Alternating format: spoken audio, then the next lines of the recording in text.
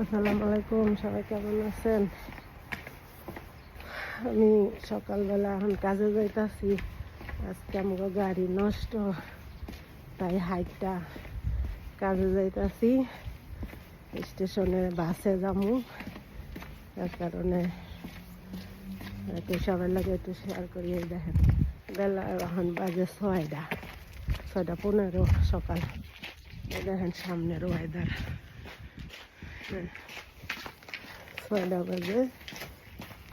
বাসে যাবো, তারপরে আবার অফিসের গাড়িতে যাবো।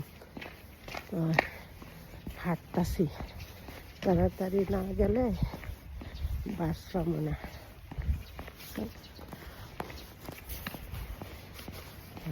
একটু ভিডিও করি।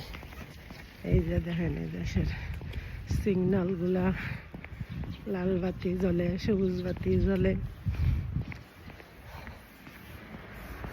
চারিদিকে দৃশ্য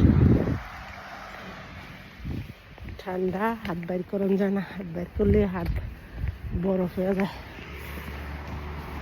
মানুষ নাই রাস্তা, দেখেন অনেক সকাল না, এই জন্য রাস্তাঘাটে কোনো মানুষও নাই। গাড়ি ঘোড়া দুই একটা, বেশি একটা গাড়ি ঘোড়াও নাই। যেমন রাস্তা পার হইতাছি। তো এই ঠান্ডার মধ্যে সকালে বাইরে অনেক কষ্ট, আর গাড়ি টাড়ি না থাকলে অনেক কষ্ট। যাবে গাড়ি নেই, আমার আজকে গাড়ি নষ্ট, এই জন্য বাসে যাইতে হইতেছে।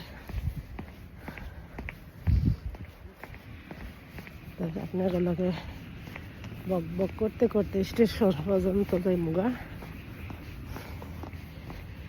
দেখেন বড় হোটেল, এলাকার মধ্যে এটা সবচেয়ে বড় হোটেল।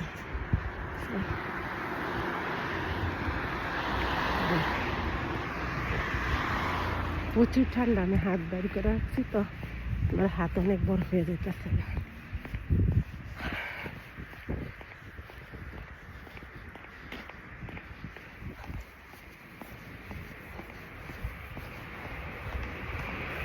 মধ্যে মধ্যে অনেক কষ্ট করতে হয় বিদেশের বাড়িতে সকালে কাজে যাওয়ার সময়।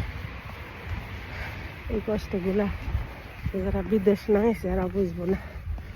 এত সকালে উঠটা কাজে যাওয়াটা যে কত কষ্ট, আর এত শীতের মধ্যে।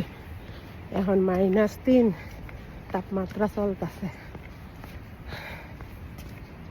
আজকের ওয়েদার -3।